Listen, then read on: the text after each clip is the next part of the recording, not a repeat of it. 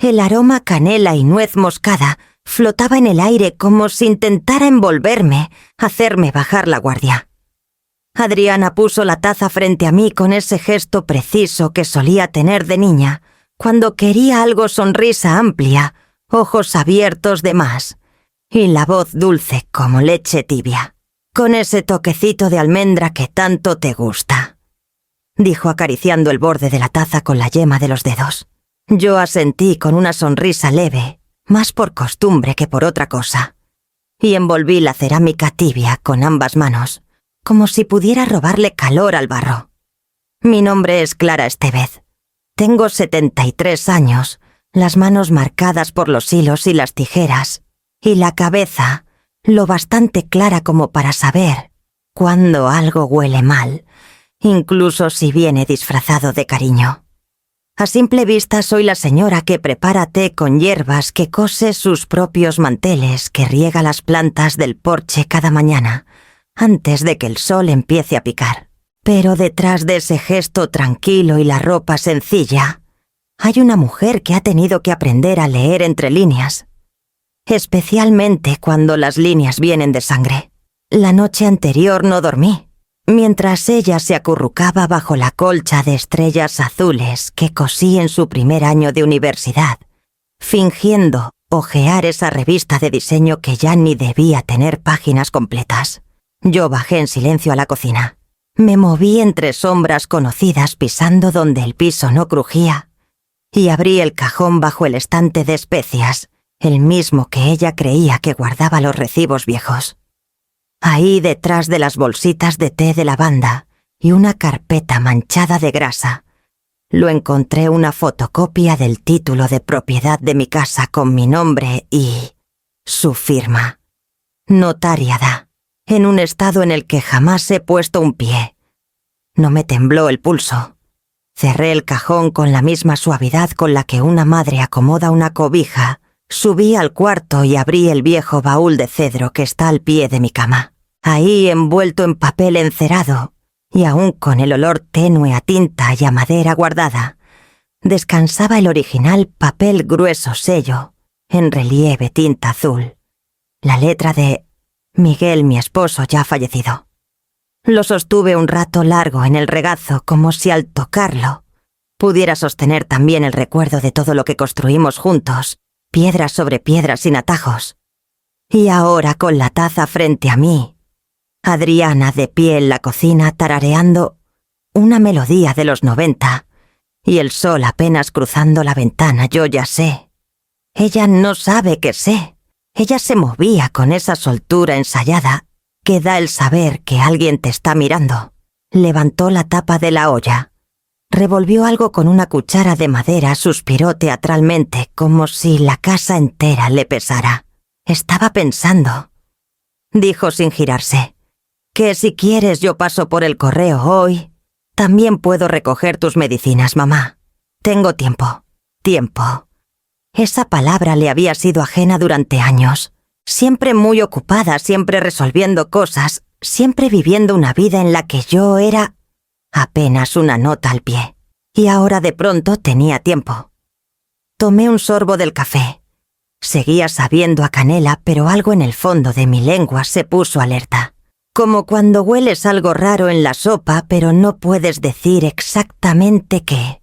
No era miedo, era conciencia. Ella sirvió una segunda taza para sí misma y se detuvo frente al frasco de vitaminas que dejé a propósito sobre la mesa. Lo giró en sus manos, leyó la etiqueta, luego lo dejó con cuidado junto a la azucarera. «Claro, querida», le dije. «Eso suena muy útil». Sonrió otra vez, esta vez sin dientes. Yo le devolví la sonrisa esa que se da cuando una ya sabe todo, pero el juego aún no ha empezado. Mientras ella buscaba una servilleta, deslicé el título original más profundo en el bolsillo de mi delantal. Lo sentí ahí como un secreto tibio, latiendo contra mi muslo. Ella creía tener la ventaja. Creía que sus movimientos suaves y sus ofertas de ayuda eran suficientes para nublarme. Pero no contaba con algo simple y viejo como el sentido común de una madre que ha vivido lo suficiente para saber cuándo el cariño pesa más de lo normal. La casa estaba silenciosa, pero no en paz. Aún no. Pero yo ya tenía la taza, la prueba y el tiempo. Y esa mañana, entre el olor del café y la voz falsa de mi hija, decidí algo si ella ya había vuelto a esta casa con planes. Entonces yo también haría los míos. Sin prisas.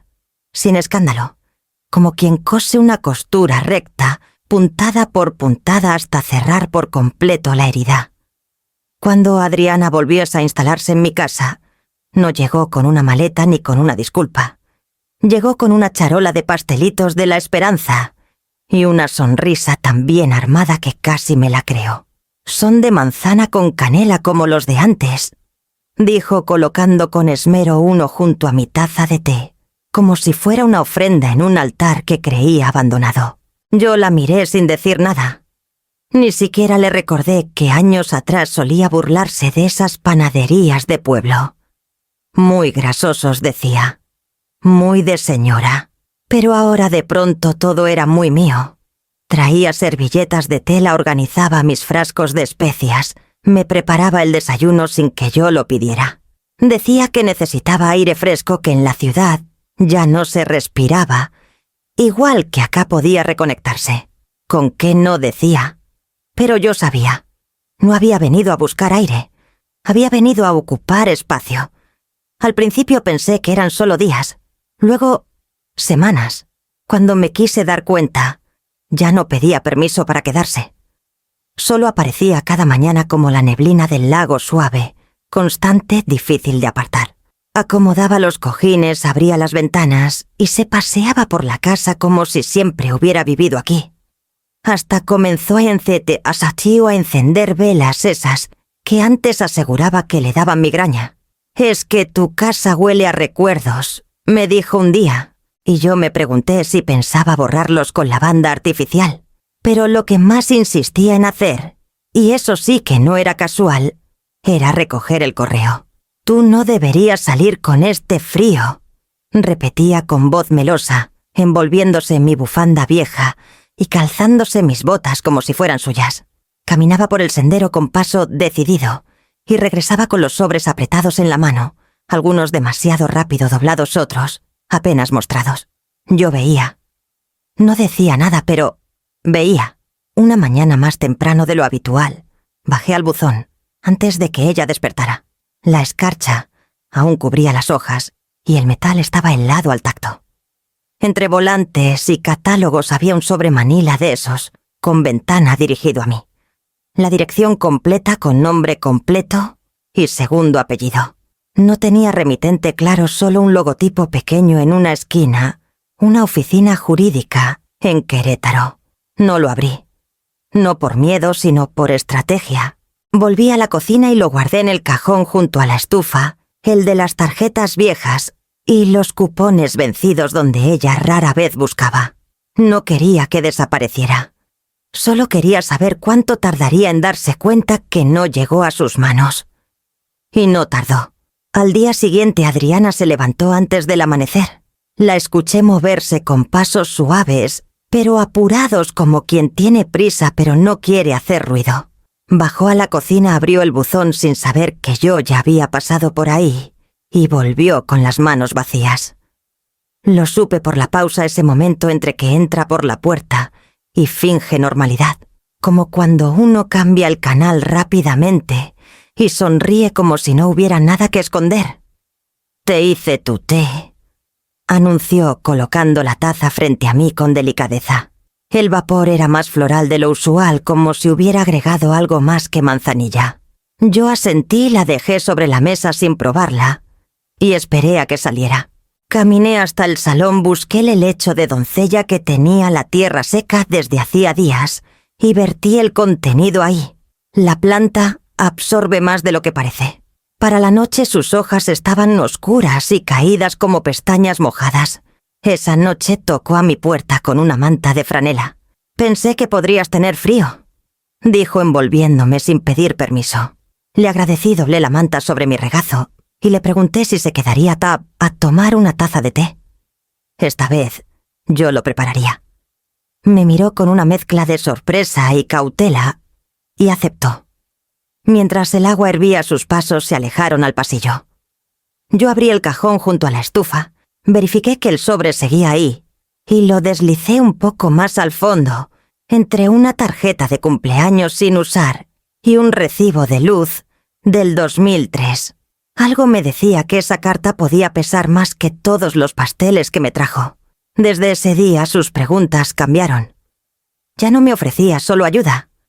Ahora quería saber si había llegado algo raro al buzón, si recordaba haber recibido algo confuso. Y una vez incluso insinuó que a veces la gente mayor olvida abrir el correo importante. Yo asentía. Sonreía. Y pensaba, qué curioso, hija. Si supieras que ya no soy la misma señora que dejaste atrás cuando te casaste. Ya no tejes mentiras sin que yo note los nudos. Y esta vez, no serás tú quien controle las cartas sobre la mesa. El té cambió.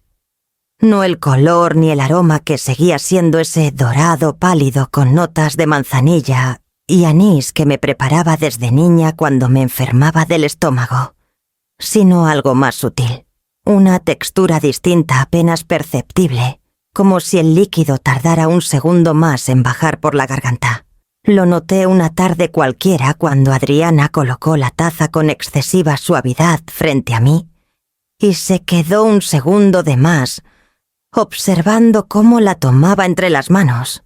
Le puse lavanda fresca, dijo y añadió como al pasar a Judith a dormir. No era la primera vez que intentaba cuidarme. En las últimas semanas había comenzado a encargarse de mis plantas del porche con una devoción nueva. Regaba con esmero, trasplantaba sin pedir permiso e incluso etiquetaba las macetas con nombres científicos como si fueran pacientes en recuperación. «Mamá, tus plantas están tristes», comentó un día mientras cortaba con tijeras de cocina un par de ramas de romero. «Pero no te preocupes, yo me encargo. La orquídea del alféizar. Esa que Miguel me regaló el último aniversario, antes de morir, fue la única que no dejé tocar. Sus hojas carnosas y su tallo delgado resistían mejor que muchas otras, y aún así, yo sabía que bastaba una gota de lo equivocado para arruinarla. Así que cuando Adriana me trajo otra infusión, esa noche esta vez con un dejo mentolado más marcado, esperé a que saliera de la cocina, tomé la taza con cuidado y caminé hasta la ventana. La orquídea estaba un poco sedienta. Vertí el líquido lentamente sobre la tierra dejando que el vapor se disipara. Cerré la cortina, regresé a la sala y continué tejiendo como si nada. Por la mañana los pétalos de la orquídea estaban oscuros con un azul casi metálico. El tallo, que siempre se había mantenido firme, se inclinaba torpemente hacia un lado. No era una reacción natural. No era coincidencia. Ahí empezó sin fanfarria mi guerra silenciosa. No me puse a gritar. No le arrojé la taza. No confronté a Adriana en la cocina como haría una madre en alguna telenovela barata. En cambio, saqué una libreta vieja de espiral que tenía guardada en el costurero y comencé a escribir con letra firme. Día 1. Orquídea expuesta a té de anoche. Cambio de color. Tallos débiles. Desde entonces, cada taza que me servía se convertía en parte de mi bitácora. Fingía sorber mientras escuchaba sus anécdotas, esas historias vagas sobre su nueva vida sobre la mujer en Guadalajara, que la estaba asesorando para renegociar deudas sobre un posible cliente extranjero que adoraba su visión creativa. Y luego, cuando se distraía, vaciaba el contenido donde pudiera entre las begonias, en una esquina del jardín de hierbas, o en una bandeja de goteo escondida bajo la mesa. Mientras tanto, ella seguía con su rutina impecable. Las mañanas estaban llenas de buenos días, cantados, mermeladas caseras, que jamás la vi preparar, y elogios innecesarios a mis manteles antiguos. Las tardes traían caminatas que insistía en hacer sola y llamadas telefónicas que tomaba en voz baja desde el cuarto de huéspedes, ese que ahora mantenía cerrado con llave, porque había documentos delicados. Yo limpiaba los restos de cada taza con papel absorbente, lo guardaba en sobres pequeños y los etiquetaba con la fecha. Incluso tomé una de las cápsulas de magnesio que me había traído para los calambres y la trituré en un tazón con lechuguilla. La reacción fue inmediata efervescencia, olor agrio, espuma blanca. No era un suplemento natural. Una tarde, mientras revisaba discretamente el frasco, noté que la fecha de vencimiento había desaparecido. Como si alguien la hubiese raspado con una uña o disuelto con una gota de removedor. No necesitaba más pruebas para saber que esto no era descuido. Era intención. Y aún así no fui corriendo a que es la policía, ni hablé con mis vecinas, ni llamé a un programa de radio para denunciar el horror. Lo que hice fue más lento, más meticuloso, más mío. Saqué una caja de cartón del closet, la forré con tela de lino crudo y comencé a guardar allí cada pequeño rastro de lo que estaba pasando. Los sobres con residuos, las notas de mi libreta, las fotos de la orquídea, antes y después, y una copia impresa del correo que había recibido de Querétaro, aún sin abrir. También empecé a grabar fragmentos de nuestras conversaciones con un viejo grabador de voz que Miguel usaba para dictar cartas. No necesitaba armar un escándalo, solo necesitaba armar un caso. Y mientras Adriana cortaba ramitas de romero en el jardín tarareando como si el mundo entero le perteneciera, yo tejía despacio en mi mecedora. Cada puntada un plan, cada hebra una estrategia. Porque cuando una hija se disfraza de cuidadora para ocultar el filo de la traición, una madre que ha sobrevivido a la viudez, a la guerra de papeles y a la soledad, no necesita gritar para ganar. Solo necesita tiempo. Y yo por primera vez en años lo tenía todo. Subí al ático una tarde en que Adriana salió a caminar para despejarse. Su tono había sido ligero, pero su mirada rápida. Desde que notó que no tomaba tanto té como antes, sus preguntas se volvieron más cuidadosas, sus movimientos más contenidos. Algo en ella empezó a medir cada gesto como quien juega ajedrez con una pieza menos. Por eso supe que no tenía mucho tiempo. Tomé las llaves del viejo armario de la sala, las había escondido en una maceta hueca desde que Miguel murió, y subí con pasos lentos pero firmes por la escalera de madera que crujía con cada peldaño, como si la casa misma supiera guardar secretos. El ático olía a polvo y a madera vieja. La luz entraba por una única ventana estrecha, dibujando un rectángulo dorado sobre el piso. En una esquina cubierto por una manta de lino, estaba el baúl de Miguel, uno de esos de cedro oscuro con herrajes oxidados y cerradura firme. Lo habíamos comprado juntos en nuestro primer viaje a Oaxaca, cuando aún soñábamos con llenar la casa de recuerdos y no de documentos. Le pasé la mano por encima como si pudiera despertarlo. Luego abrí la tapa con cuidado. El crujido fue suave, casi respetuoso. Ahí estaba justo como lo dejé hace años la colcha color crema con estrellitas azules que cosí para el dormitorio de Adriana en su primer año de universidad. Doblada con precisión sobre una pila de retazos sobres de patrones amarillentos, un álbum de fotos y un sobre acolchado con mi letra en la solapa. Lo saqué con cuidado. Tenía el grosor de los años que una madre guarda en silencio.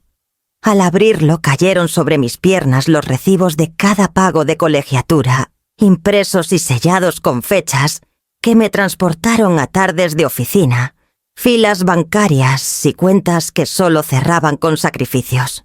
También había copias de los préstamos que solicité contra la casa para pagar sus libros, su renta, sus cursos de verano. Y entre todo eso varias cartas.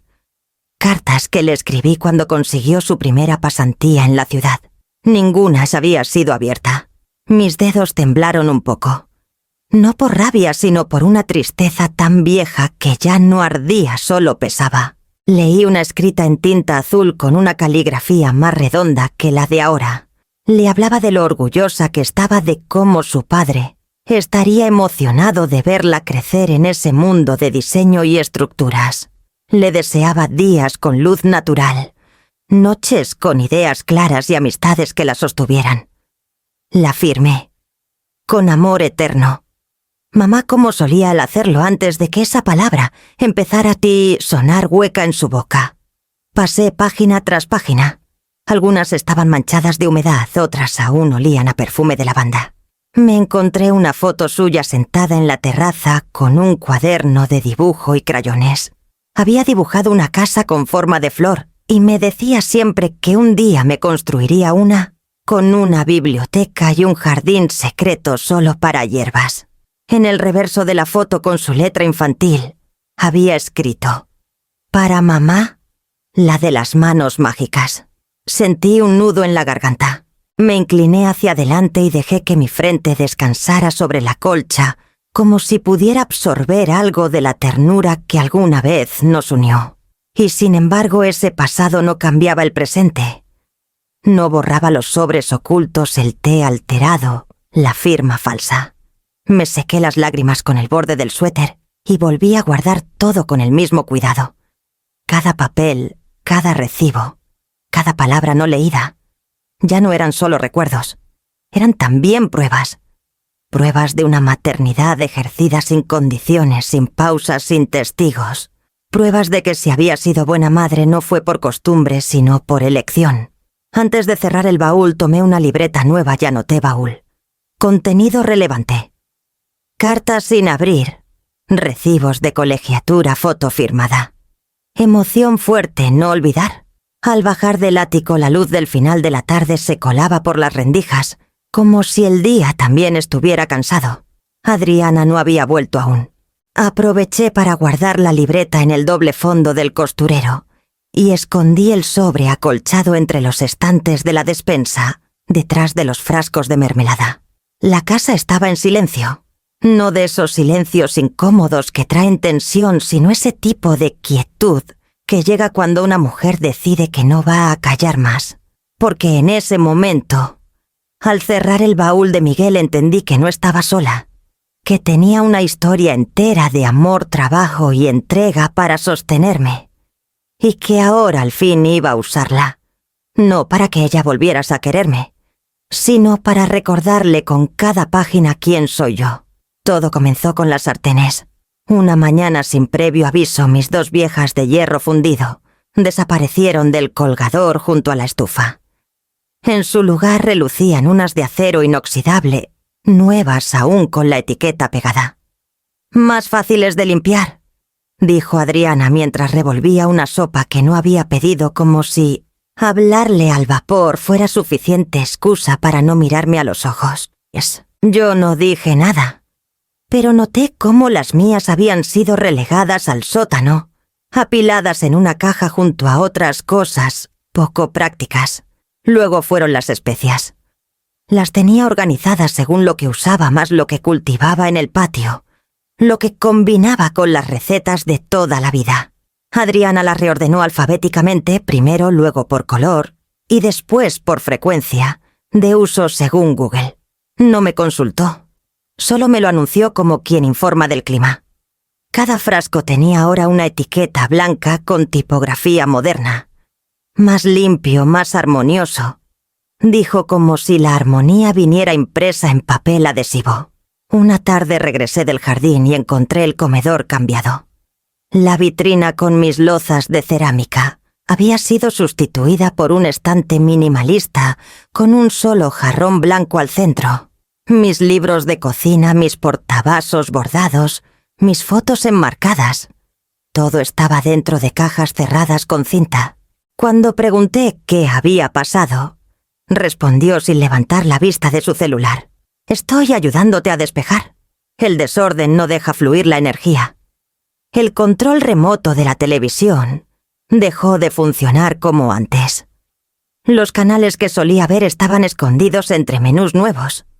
«Actualicé el sistema», dijo con una sonrisa. «Ahora puedes ver todo desde una sola plataforma. Es más cómodo». Pero ya no encontraba mi noticiero de la mañana. Ya no podía poner mi programa de cocina sin pedir ayuda. Y ella siempre estaba ocupada o con audífonos o diciendo: «más tarde». Las luces del pasillo se encendían con sensor. La radio antigua de la cocina había desaparecido. Incluso mis plantas del baño habían sido reemplazadas por unas suculentas que no requieren tanto cuidado. Adriana no pedía permiso, no preguntaba, solo hacía. Un día sin más añadió su nombre a mi cuenta de servicios. Para ayudarte con los pagos mientras estoy aquí, explicó escribiendo en su laptop sin dejar de remover la salsa en la estufa. Las cuentas son un fastidio. Lo dijo como si fuera una bendición. Como si no estuviera pisando el terreno de mi autonomía. Fue en ese momento cuando lo entendí con claridad. No estaba de paso. Estaba instalándose. Ya no dormía en el cuarto de huéspedes. Dormía en su cuarto. Su chamarra colgaba junto a la mía en el perchero de la entrada. Su cepillo de dientes apareció en el baño de arriba, al lado del mío, como si hubiera estado ahí, siempre. Las maletas que había traído estaban deshechas, pero 2 nuevas más grandes aparecieron junto a la puerta principal. Una vez al abrir la nevera noté que casi todo lo que había dentro llevaba etiquetas, que no reconocía marcas de su dieta, frascos con iniciales en envases numerados. Mi alacena tenía su olor. Mi casa, su ritmo. La cocina es el lugar donde por años cultivé rutina y consuelo. Ahora era un territorio compartido, pero no igualitario. Cada objeto tenía su nuevo sitio asignado por una lógica que no era la mía. Adriana se movía en él como si lo hubiera diseñado. Como si fuera suyo. Una mañana revisando mi cajón de vitaminas, noté que algunos frascos ya no estaban. En su lugar había otros nuevos más modernos con etiquetas brillantes y promesas exageradas, fórmula rejuvenecedora, sueño profundo, sin residuos, memoria activa. Le pregunté qué había pasado con los míos. Algunos estaban vencidos. Dijo con tono alegre como si me estuviera haciendo un favor. Te los reemplacé por unos mejores. Esperé a que saliera a dar su paseo diario y abrí cada frasco nuevo. Mis cápsulas de magnesio, las mismas que tomaba desde hacía años, ahora venían en un envase distinto. Mismo color, misma forma, pero sin fecha de caducidad visible. Las marqué con un plumón rojo en la base. Era un truco viejo, uno que aprendí cosiendo siempre: dejar un hilo suelto. Una señal. Algo que permita volver y saber si alguien ha tocado lo que no debía. Adriana ya no preguntaba si podía mover algo. Solo lo hacía. Y yo ya no fingía que no lo notaba. Cada cambio era una advertencia, cada gesto una toma de terreno. Pero el silencio se mantenía. Un silencio espeso como el de una tormenta que aún no ha estallado, pero ya tiene las nubes bajas. Yo no gritaba. No discutía. Solo anotaba. Guardaba, observaba, porque si ella pensaba que podía desplazarme sin que yo me diera cuenta, era porque aún no entendía una cosa: esta casa no solo me pertenece por papeles, me pertenece porque cada rincón lleva mi historia, y no hay reorganización que borre eso. Solo alguien que nunca ha construido hogar propio cree que basta con cambiar el orden para adueñarse de lo que no le corresponde. El frasco era idéntico al mío. Misma marca, mismo color crema en la etiqueta, mismas letras cursivas que prometían bienestar óseo y sueño reparador. Solo había un detalle ausente: la fecha de caducidad. No estaba ni borrada ni arrancada. Simplemente no estaba. Y eso, en un suplemento que siempre la traía impresa en la base con tinta negra, era suficiente para encender todas mis alarmas. Lo giré entre las manos. Pesaba lo mismo. El sonido de las cápsulas al agitarlo era idéntico. Pero algo dentro de mí, ese algo que se activa solo cuando la intuición de una madre choca con el silencio calculado de una hija, me decía que no eran las mismas. Que no podía confiar en su contenido como no podía confiar ya en su sonrisa. Llevé el frasco al invernadero esa misma tarde. Esperé a que Adriana saliera a su caminata de rutina, la misma que tomaba con audífonos puestos y un termo de agua con limón. Siempre regresaba 1 hora después, como cronometrada, así que tenía tiempo. En la esquina más alejada del invernadero, entre las plantas de lechuguilla y hierbabuena, Coloqué un tazón de cerámica blanca a uno viejo que usaba para mezclas de tierra. Abrí una cápsula, con cuidado vertí el polvo dentro y le agregué unas gotas de agua templada. La reacción fue inmediata. Un siseo agudo como un suspiro venenoso. Luego espuma. Luego un olor ácido metálico que me hizo retroceder un paso.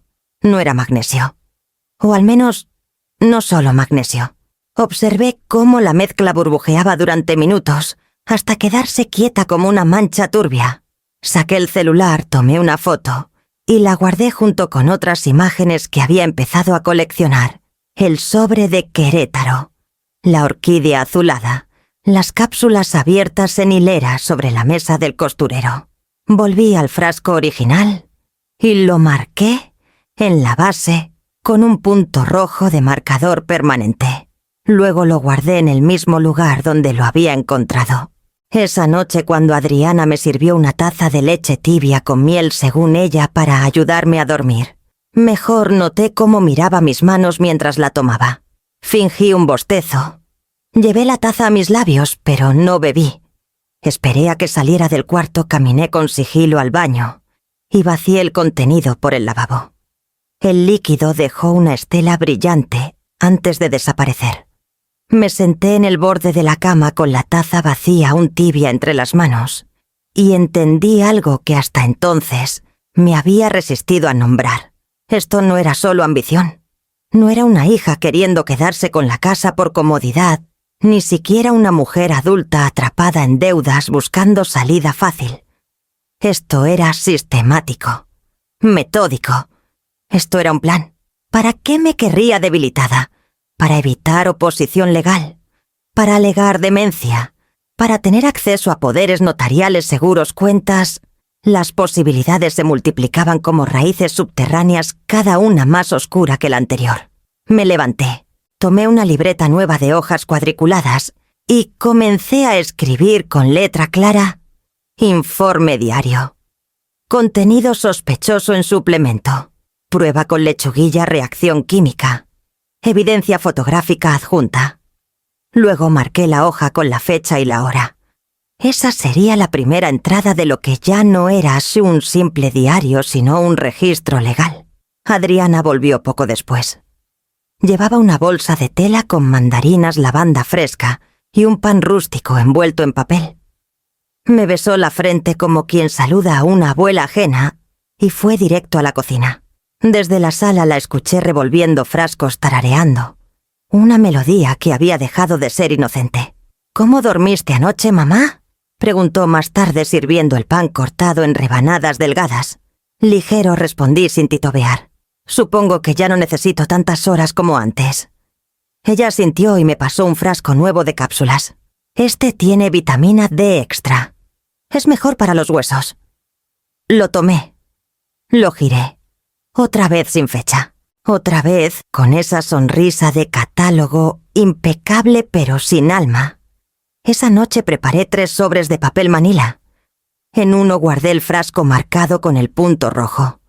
En otro un sobre con polvo seco, extraído de 2 cápsulas.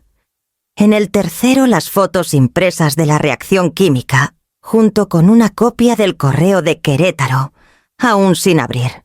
Los etiqueté con mi letra firme. Los guardé en el fondo de una caja de costura que llevaba años sin usarse. El invernadero quedó impregnado con un olor agrio que no se fue ni con la puerta abierta. Yo me senté entre mis plantas, la tierra aún húmeda entre los dedos, y pensé en Miguel, en cómo siempre decía que lo más peligroso no era el odio abierto, sino la traición servida en cucharaditas como azúcar en el café. Y ahora lo veía con claridad. Adriana no había venido a cuidarme. Había venido a reemplazarme, lentamente, sin ruido. Como el moho que se mete entre los cimientos y carcome la casa desde dentro. Pero esta casa tenía historia.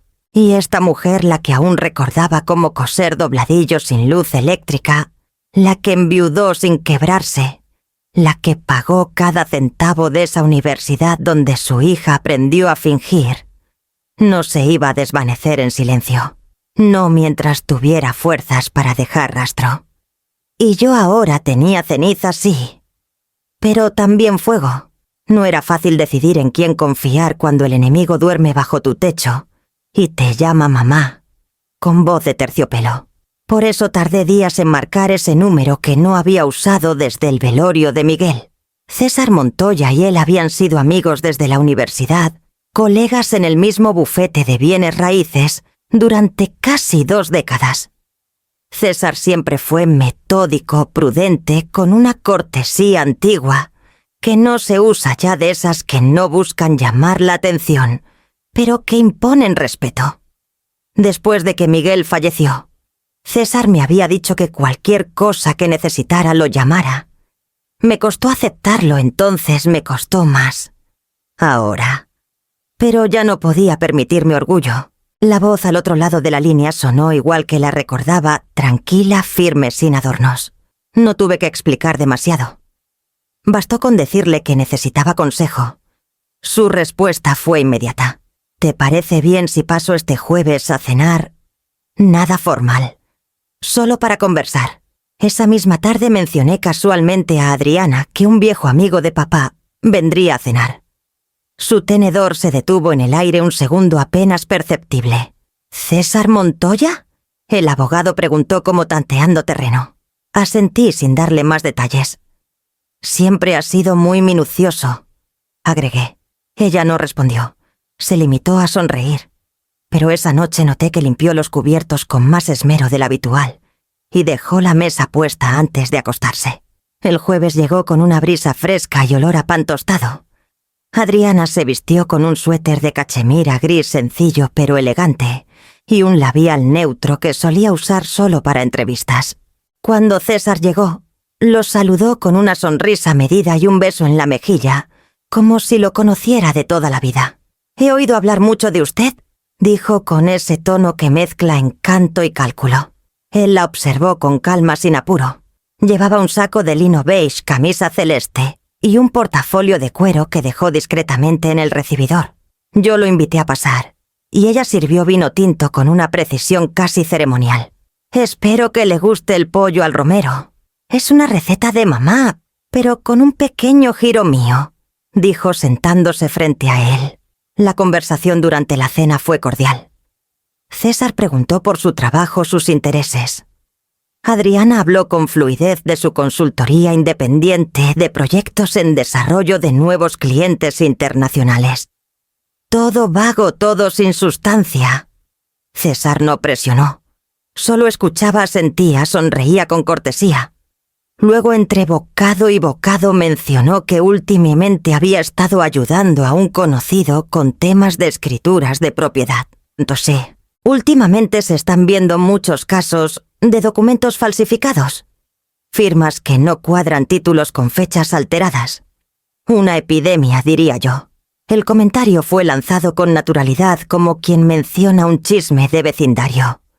Pero yo vi cómo la copa de vino en la mano de Adriana tembló apenas solo un instante. Luego se estabilizó. «Qué grave», dijo ella cruzando las piernas con elegancia. «Imagino que pasa más de lo que uno cree». «Así es», respondió César. «A veces lo más interesante no está en los documentos, sino en quién los mueve». El silencio que siguió fue corto pero denso. Después del postre, Adriana dijo que le dolía la cabeza. Se excusó con una sonrisa forzada y subió las escaleras más rápido de lo que acostumbraba. No dio las buenas noches. César esperó hasta que el sonido de sus pasos desapareció por completo. Luego se recostó en su silla, tomó un sorbo más de vino y dijo en voz baja: «Hiciste bien en llamarme». Le conté lo esencial. No todo aún, no, pero lo suficiente: el té, las cápsulas, el título, los cambios en la casa. Él no me interrumpió. Solo asentía de vez en cuando, los labios apretados, la mirada grave. «Voy a necesitar copias de todo. El documento original, el correo, los suplementos manipulados. Incluso las fotos de la orquídea, si las tienes. Todo lo que puedas reunir. Hay formas de blindar tu posición sin que esto se vuelva escándalo». Asentí. «Ya empecé una carpeta. Está creciendo». «Perfecto. No actúes distinto. No la enfrentes. Nosotros también sabemos jugar largo». Lo acompañé hasta la puerta. Cuando su auto se perdió en la curva del camino, me quedé de pie en la entrada unos segundos más, con la brisa acariciándome el rostro. Adriana no bajó. Pero yo sabía que había escuchado todo. O casi todo. Y eso por primera vez en semanas me daba ventaja. Porque ahora ella sabía que yo ya no estaba sola. Y lo que es peor para alguien como ella, que ya no estaba confiada. Adriana preparó la mesa como si esperara a un embajador. Mantel de lino, servilletas dobladas en triángulo, copas relucientes. Incluso encendió las velas que siempre decía que le daban migraña y colocó un ramillete de lavanda fresca en un jarrón bajo, al centro. El pollo al romero se doraba en el horno desde temprano y la casa olía a una paz que no existía. Yo observaba desde la cocina sin intervenir. Solo la miraba moverse con ese ritmo coreografiado que había aprendido de la vida que se inventó cuando se fue esa donde todo es presentación, estética, ilusión. Cuando César llegó, ella ya estaba lista. Vestía de gris claro, el cabello suelto y liso, los labios pintados en un tono neutro y unos aretes discretos que no recordaba haberle visto antes. Lo saludó con una sonrisa impecable y un beso en la mejilla como si fuesen viejos conocidos. «Qué gusto tenerlo aquí, don César. Mi mamá me ha hablado mucho de usted». Él le devolvió la sonrisa con cortesía. «El gusto es mío, Adriana. Tu madre siempre ha tenido buen ojo para la gente persistente». Nos sentamos a la mesa mientras ella servía vino con mano firme. No hubo brindis, solo un cruce de miradas fugaz y un silencio breve antes de que el primer bocado rompiera la tensión. La conversación fue educada, superficial. César preguntó por su trabajo, sus proyectos. Adriana habló de consultoría independiente, de alianzas estratégicas, de un nuevo cliente en Guadalajara, que valora su visión. Todo vago, todo dicho con esa soltura de quien repite un guión aprendido. Él no la interrumpió. Solo asentía, sonreía, devolvía cortesías con la misma precisión que ella ofrecía mentiras. El pollo estaba perfectamente cocido. La ensalada de rúcula tenía el aliño justo y el pan era casero. O eso dijo ella. Todo parecía encajar en una velada tranquila, casi elegante. Hasta que César, en medio de un comentario sobre burocracia y propiedad, dejó caer su frase. «Últimamente te he estado ayudando a un colega con algunos casos de falsificación documental. Titulares duplicados, firmas alteradas, escrituras que no coinciden con los registros del catastro. Una tendencia preocupante». El cuchillo de Adriana se detuvo en el aire. No tembló. No dejó caer nada. Solo quedó suspendido exacto por una fracción de segundo que bastó para confirmar lo que ambos sabíamos. Luego bajó la mirada hacia el plato y sonrió con esa sonrisa que solo se ensaya frente al espejo. «¿Qué problema más serio?», dijo cortando con cuidado una papa. «Me imagino que pasa mucho en zonas rurales, donde los sistemas no están tan digitalizados. ¿También en zonas donde la confianza es alta?», respondió él girando ligeramente su copa. «Cuando alguien cree que nadie está mirando, es cuando más se arriesga». Yo no dije nada. Solo partí un pedazo de pan y lo llevé a la boca, masticando despacio. Después del postre, una tarta de limón sin acidez, perfectamente decorada. Adriana se disculpó. «Perdón, tengo un leve dolor de cabeza. Voy a recostarme un rato». Nos miró sin expresión. «Gracias por venir, don César». Subió las escaleras sin apuro, pero sin pausa. El sonido de sus pasos era más seco de lo habitual, como si llevara los pies más rígidos, menos sueltos. César se recostó en la silla y soltó el aire por la nariz. «Es lista», dijo. «Demasiado. Y está acostumbrada a salirse con la suya». «Lo sé», respondí recogiendo las copas con movimientos lentos. Pero por primera vez la sentí incómoda. Esa noche, cuando la casa volvió al silencio, dejé la puerta del estudio entornada a propósito.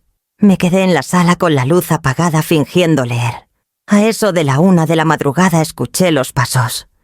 Eran suaves, casi como un murmullo en la madera, pero yo conocía el ritmo de esa pisada talón. Y luego, metatarso. Adriana caminaba como si aún estuviera en zapatillas de ballet. La oí entrar al estudio. Un roce de papeles. El sonido sutil del cajón de la derecha, ese donde suelo guardar cuentas viejas, lápices de colores, tijeras sin filo. Escuché cómo pasaba hojas, cómo cerraba, cómo abría el siguiente. No hice nada. No dije nada. 10 minutos después volvió a subir. Esta vez, sin cerrar la puerta del todo. Fui al estudio. No moví nada.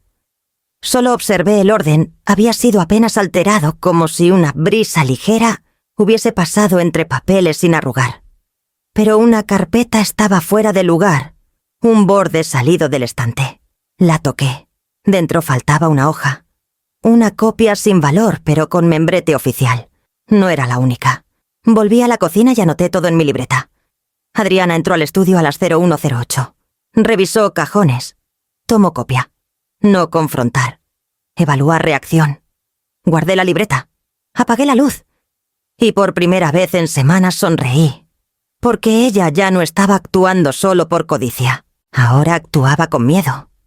Y el miedo, cuando se instala, empieza a desordenar incluso a quienes creen tenerlo todo bajo control.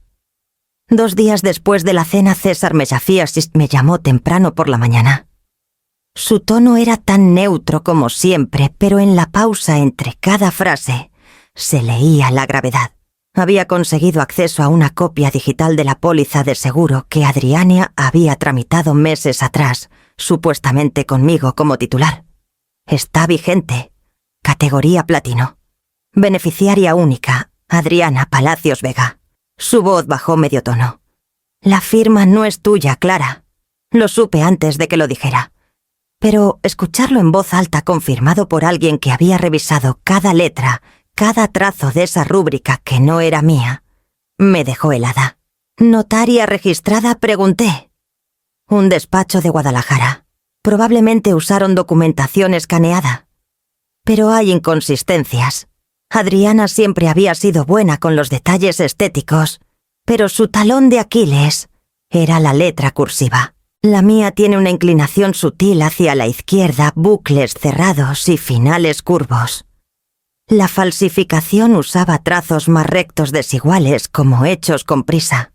César imprimió una copia para mis archivos, y ese mismo día pasé por la estación de impresión del pueblo y saqué una segunda en papel más grueso. También hice algo más. En casa, con calma quirúrgica, redacté un documento falso, una cesión voluntaria de la casa a nombre de Adriana, con firma notariada, sellos fotocopiados y una fecha retroactiva.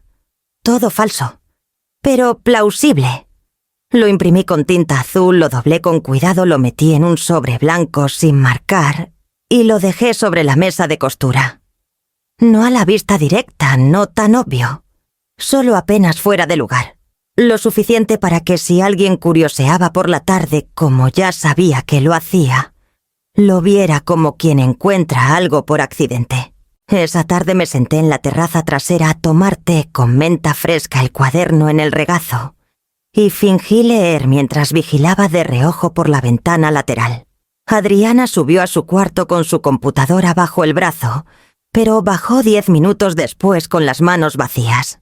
Cruzó el pasillo, fue directo al área de costura y permaneció ahí poco más de 5 minutos.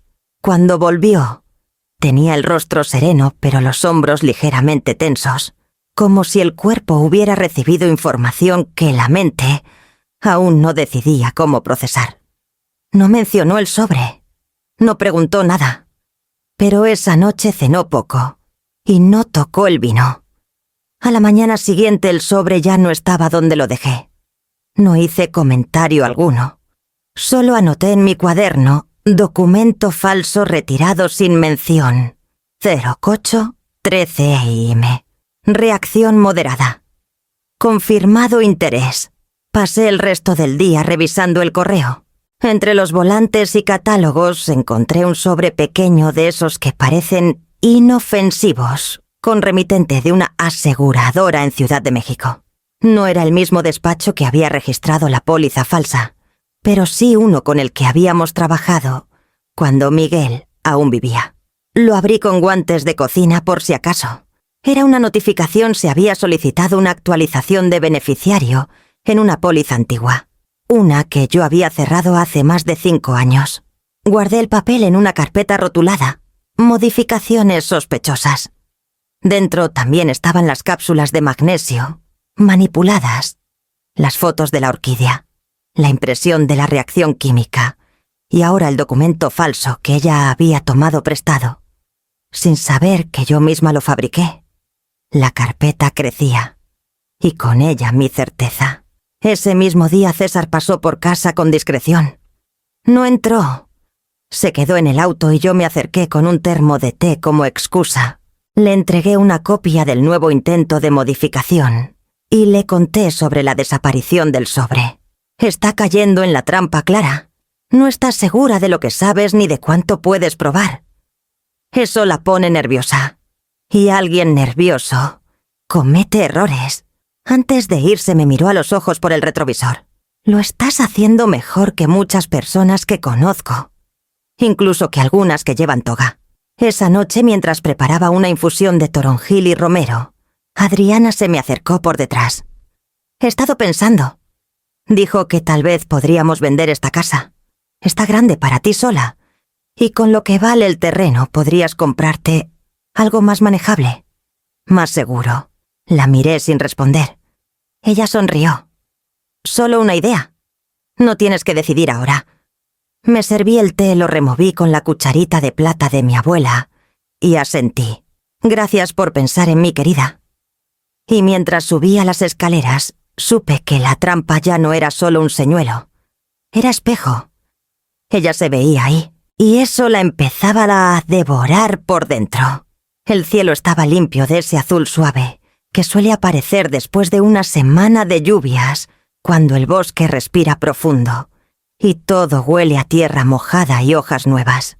Adriana propuso la caminata como si fuera idea suya, con esa voz de entusiasmo controlado que usaba cuando intentaba sonar natural. Te vendría bien un poco de aire fresco, mamá. Has estado encerrada demasiado tiempo. Yo asentí. Ya no necesitaba fingir que no sospechaba. Sabía que cada movimiento suyo escondía una intención, pero también sabía que en ese momento yo llevaba las riendas. Preparé el picnic con calma, en silencio, como quien empaca para un viaje largo, aunque sepa que volverá antes del anochecer. Huevos cocidos suaves, pan de centeno, queso cheddar fuerte y un frasco pequeño de mermelada de higo. Y por supuesto, la barrita de proteína, una de sus favoritas. Solo que esta vez, su interior no era del todo suyo. La vacié con cuidado la noche anterior y mezclé el relleno con un sedante suave que guardaba desde hacía años, de aquellos días en que Miguel sufría de insomnio severo. La dosis era justa, no dañina, no paralizante, solo suficiente para ralentizar. En el bolsillo interior de mi chaqueta metí 3 cosas. El título original de la casa, envuelto en papel encerado. Una memoria USB con los documentos digitalizados que César me había ayudado a organizar. Y 2 cápsulas del frasco manipulado que ella me había dejado en la cocina semanas atrás. El sendero de las lomas silenciosas se abría como una cinta de grava entre los pinos altos, salpicado de sombras que danzaban al compás del viento. Caminamos lado a lado durante varios minutos sin hablar. Adriana llevaba su termo metálico colgando del bolso y un pañuelo atado al cuello, el mismo que usaba de adolescente, cuando quería parecer artista bohemia. Habló de un nuevo cliente, de una mujer que conoció por internet y que le había ofrecido un posible contacto en Querétaro. Mencionó de pasada que había opciones de refinanciamiento muy convenientes si yo estuviera dispuesta a firmar unos papeles. Asentí sin decir mucho. Dejé que sus palabras llenaran el aire hasta que comenzaron a perder ritmo. Nos detuvimos en un mirador estrecho, donde el valle se abría como una herida hermosa, profundo, dorado y regular. Me ofreció agua. La rechacé con cortesía. «Come algo», le dije sacando la barrita de la cesta. «Has estado de aquí para allá toda la semana». Ella sonrió sorprendida, tomó el envoltorio y lo abrió sin dudar. Comenzó a masticar mientras contemplaba el horizonte. Nos sentamos juntas, ella sobre una manta, yo sobre una piedra plana. El silencio se instaló como un tercer cuerpo entre nosotras. Las hojas crujían levemente bajo la brisa. Pasaron 10 minutos. 15. Sus párpados comenzaron a parpadear más lento. Sus palabras se volvieron espaciadas, luego cesaron por completo. Entonces hablé. Pensé que podíamos hablar ahora que estamos solas. No respondió, pero su cabeza se inclinó apenas. Seguía consciente, solo más lenta. Como si la mente todavía quisiera correr, pero las piernas ya no supieran cómo. Saqué el sobre de la chaqueta y lo abrí con cuidado. Fui sacando cada elemento como quien lee un cuento a un niño que ya conoce el final, pero se niega a aceptarlo. Este es el título original de la casa. El que creíste perdido. Aquí está la firma de Miguel, el sello en relieve, la tinta azul. El que presentaste es una copia falsa. Saqué la hoja del seguro. Aquí está la póliza, firma falsificada. Beneficiaria tú, notaria de Guadalajara que jamás he visitado. Le mostré las fotos de la reacción química en el tazón de cerámica. El magnesio alterado, el té vertido en la orquídea, las hojas que se tornaron negras al amanecer. Sus ojos los siguieron con esfuerzo. Una gota de sudor bajó por su sien. «No estás envenenada», le dije con suavidad. «No quiero hacerte daño, pero sí necesitaba que sintieras, aunque solo por un momento, lo que es perder el control». Ella trató de hablar. Los labios se movieron, pero las palabras no salieron. Le puse el sobre entre las manos. «Esto es todo lo que tengo, lo que entregaré a las autoridades si es necesario. Pero pensé que merecías verlo primero». No dijo nada, pero su mirada se clavó en el sobre como si ardiera. Y no preguntes si hice copias. Sabes la respuesta. Me quedé sentada unos minutos más. Dejé que el viento nos envolviera tan a las dos que la verdad se asentara en el aire. Luego guardé los documentos, recogí la manta y me levanté con cuidado. «Alguien te encontrará pronto», dije sin rencor, y emprendí el camino de regreso. Paso a paso, hacia una casa que ahora sí me pertenecía, porque esta vez no era solo por papeles, era por memoria, por historia, por verdad, y eso ni siquiera ella podía arrebatármelo. Adriana seguía sentada sobre la manta, los hombros levemente encorvados, el rostro blanco como papel sin tinta. No intentó moverse ni hablar, solo sostenía el sobre que le puse en las manos con esa rigidez que no nace del frío sino del pánico. Sus ojos, antes tan seguros, iban de un documento a otro, como si intentaran encontrar una línea de escape entre las letras. Pero no la había, porque esta vez todas las palabras llevaban mi nombre, no el suyo. No le pregunté si entendía. No necesitaba confirmación. Su silencio hablaba en un idioma que ninguna excusa podía traducir.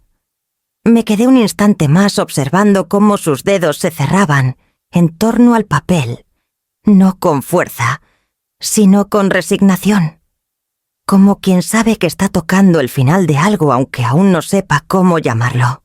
Le dejé también su teléfono móvil apoyado con cuidado sobre la piedra junto a su bolso. «Alguien te encontrará pronto», repetí sin levantar la voz. Luego di media vuelta y comencé a caminar. No me giré. Ya no hacía falta. El sendero de regreso parecía más corto, aunque mis pasos eran lentos, medidos. Cada crujido de las hojas bajo mis botas sonaba como una afirmación. Lo hiciste sin perder la compostura, sin recurrir al grito ni al escándalo. Lo hiciste con pruebas, con palabras, con el mismo amor que un día le bordaste una manta cuando tenía fiebre. Al llegar a casa el silencio me recibió como si ya supiera. No era el silencio espeso de los días en los que Adriana reorganizaba mi cocina sin preguntar. Era uno más liviano, como el de una página recién doblada. Me quité el abrigo, me serví un té de lavanda y saqué de la carpeta la copia exacta de cada documento que había llevado al bosque.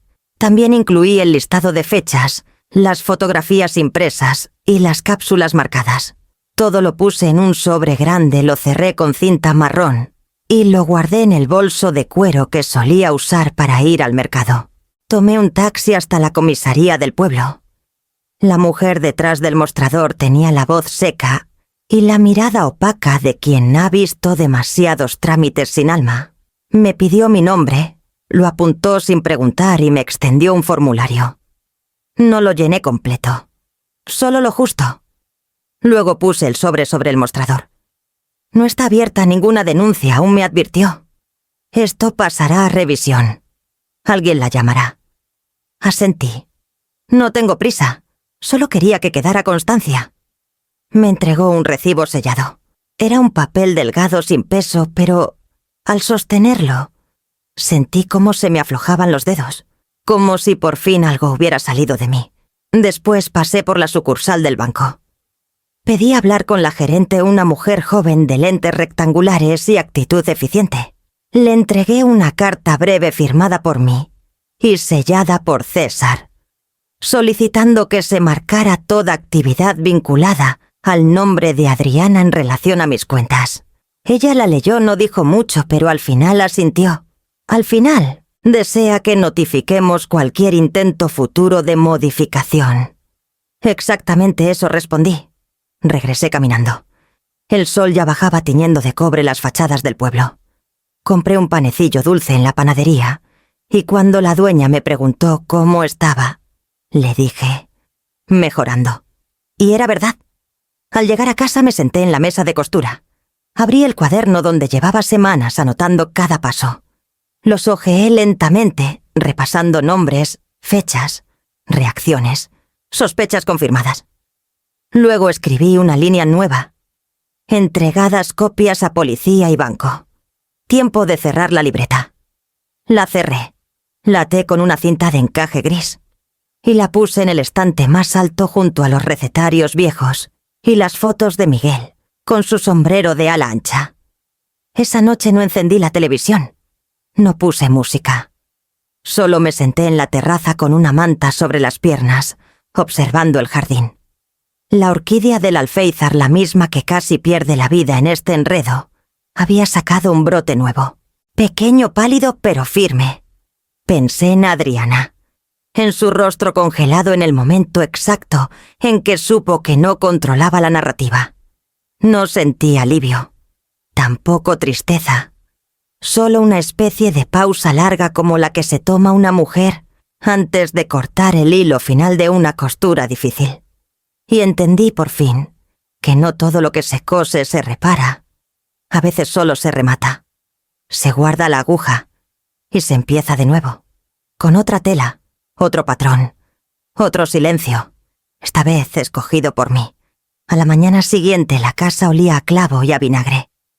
Adriana preparaba pepinillos en la cocina como si nada hubiese pasado, como si la tarde anterior no se hubiera quedado paralizada con un sobre en las manos, ni hubiese temblado ligeramente al ver su propio reflejo en el fondo del termo metálico.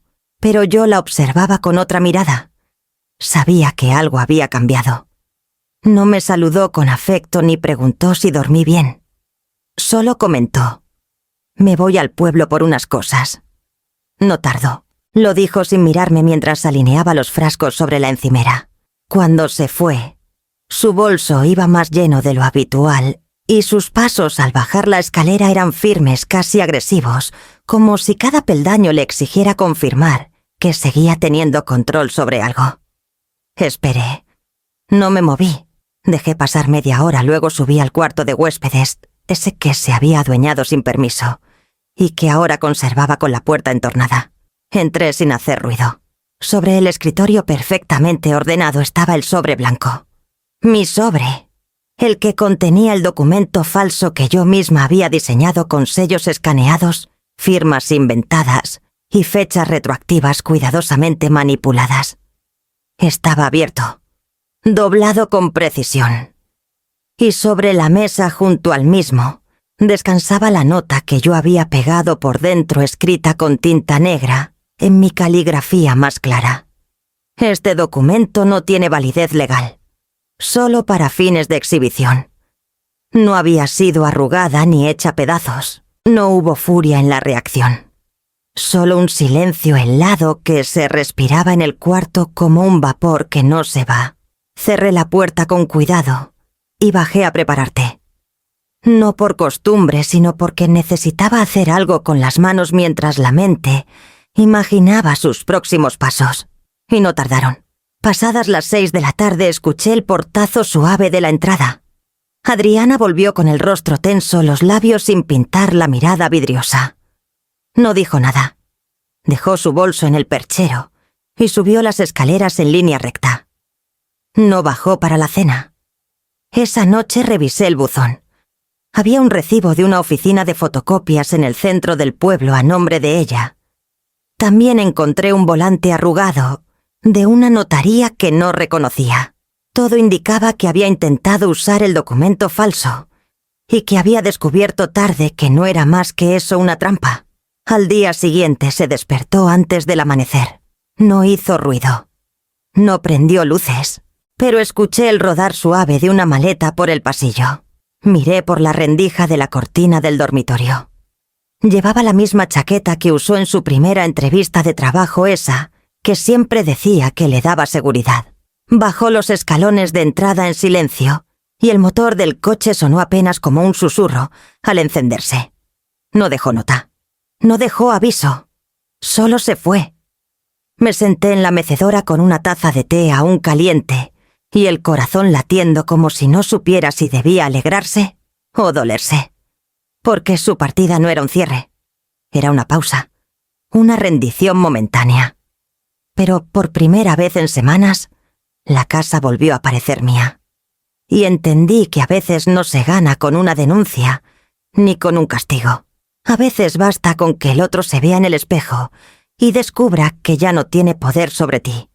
Y eso, ese momento en que su seguridad se quiebra, puede doler más que cualquier sentencia. Porque lo pierde todo sin que le quiten nada. La maleta bajó un peldaño, luego otro más. Lo supe por el ritmo, no era el andar de quien regresa, sino de quien se despide. El sonido del rodado contra el borde de piedra en la entrada, el clic metálico del picaporte. Y después el silencio. Me acerqué a la ventana con cuidado sin mover la cortina del todo.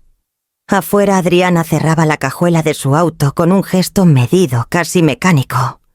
Llevaba su chaqueta de lana gris, la misma que usaba en las visitas familiares, cuando quería parecer inofensiva. El cabello recogido, los ojos escondidos tras unos lentes oscuros. No miró hacia la casa. No dudó. Solo entró al vehículo y arrancó. El motor sonó más fuerte que de costumbre, como si hasta el coche supiera que esta vez no había regreso. No dejó nota. No tocó a mi puerta. No hizo el gesto teatral de quien busca redención. Solo se fue.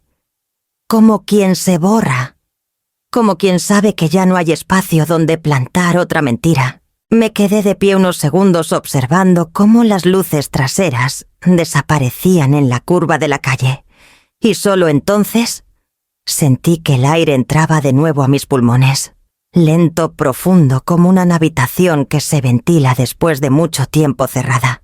Abrí todas las ventanas. La de la cocina, la del estudio, incluso la del cuarto de huéspedes que hasta ese momento mantenía con la puerta entornada como una frontera sin cruzar.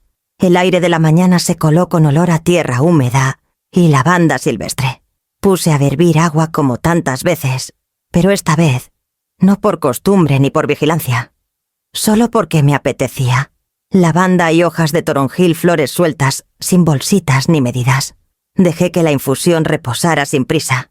Me senté en la terraza con la taza caliente entre las manos, las piernas cubiertas con la manta tejida que me acompañaba desde los inviernos con Miguel. La casa estaba en silencio, pero no un silencio tenso, no de esos que uno vigila con el oído pegado al suelo. Era un silencio redondo, sin esquinas, sin secretos. Nadie tocaba mis cosas. Nadie abría mis cajones. Nadie movía mis sartenes ni reorganizaba mi memoria. El teléfono sonó a media mañana. Era un número desconocido de la capital.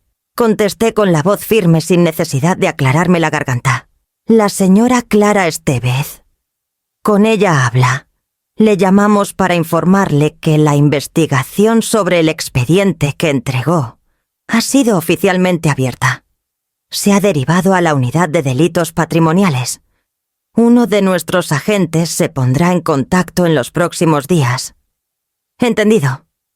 Desea recibir notificaciones por correo electrónico o físico. Siempre físico. La llamada duró menos de 5 minutos, lo necesario. Colgué y anoté la fecha en mi libreta con letra clara. Inicio de investigación. Confirmado. No sentí júbilo.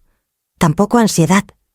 Solo una quietud distinta, como si el proceso que se había iniciado no me perteneciera del todo, pero, aún así, me protegiera. Como si la justicia caminara sola, pero por fin, en mi dirección. Recogí las tazas, las lavé a mano, pasé un trapo fila húmedo por la encimera, y luego me senté así en el suelo del estudio.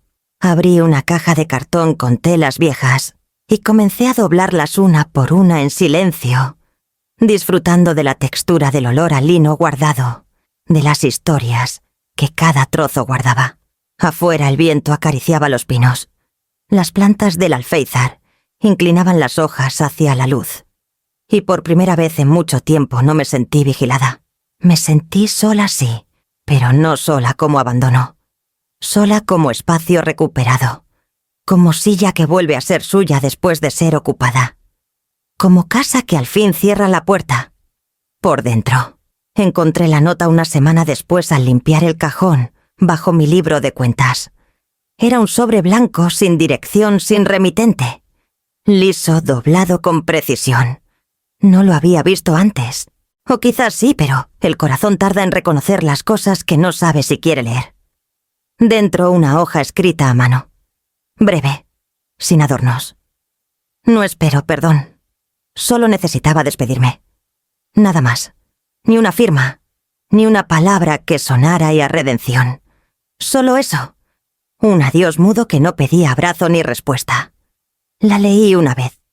Luego la volví a doblar con cuidado como se dobla un pañuelo con olor a otra época.